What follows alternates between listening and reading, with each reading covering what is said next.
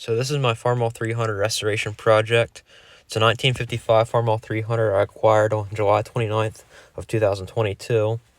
And since then we've done a lot of work to it to get it to this point for farm show. Right here's when we first took the head off of, and it had a cracked block. It was stuck, so we had to get it unstuck with vinegar, which actually really worked well. And then here you can see the new repair sleeve that was installed into the block so it wouldn't leak water anymore. And then we also found a new old stock piston kit for a Farmall 300 or 350. It had brand new pistons, as you can see, and sleeves. So we had that installed into the engine. And then I painted the block and installed new head studs into it and taped all of it off.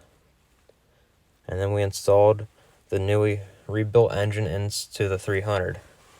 And we did that at my friend's local machine shop and his shop. And there's the first starting.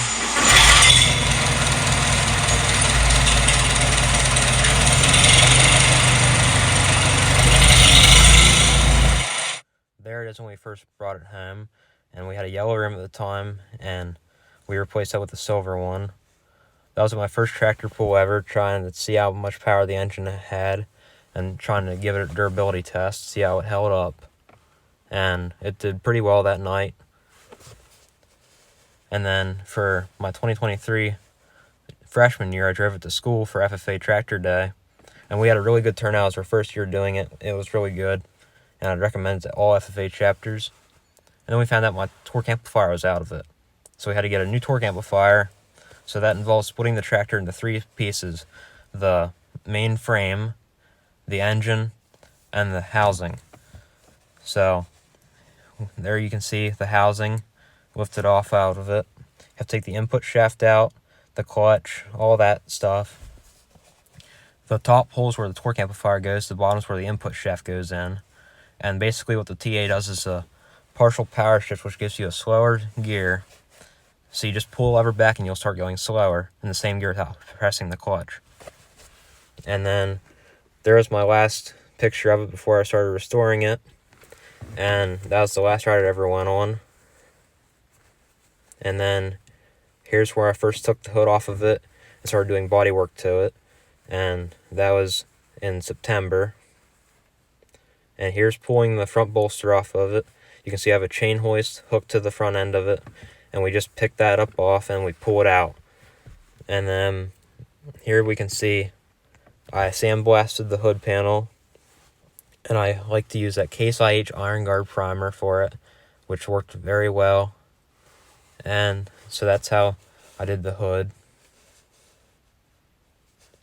And there it is with the front bolster disconnected from it.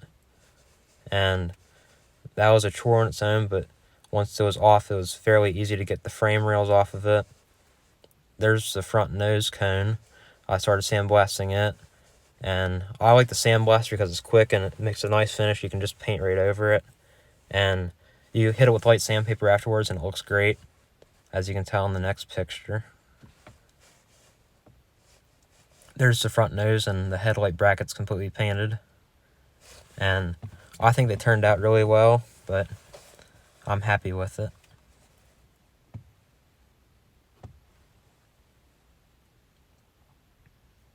There's the tractor sitting up on blocks with the rear rims disconnected. It has the hydraulic lines, manifold, carburetor, all the cooling system, torque amplifier lever, steering wheel, and all the linkages disconnected. There's my finished hood. So we had to get new decals and emblems for it because the old ones had broken off studs that held them onto the hood. There's all my wheel clamps in the center hood piece, as well as the oil filter bracket and generator bracket. There's the hydraulic pump. It wasn't working and it was leaking, so I rebuilt it with new seals and O-rings as well as felt washers that it called for, and also went through my distributor completely, lubricated everything and cleaned it all out. Then we had to time the distributor to the hydraulic pump and then put that on the tractor. So there's the tractor with the first coat of primer on it. You can notice the rear hubs aren't. I did them separately from the rest of the tractor. That's why they are still rusty.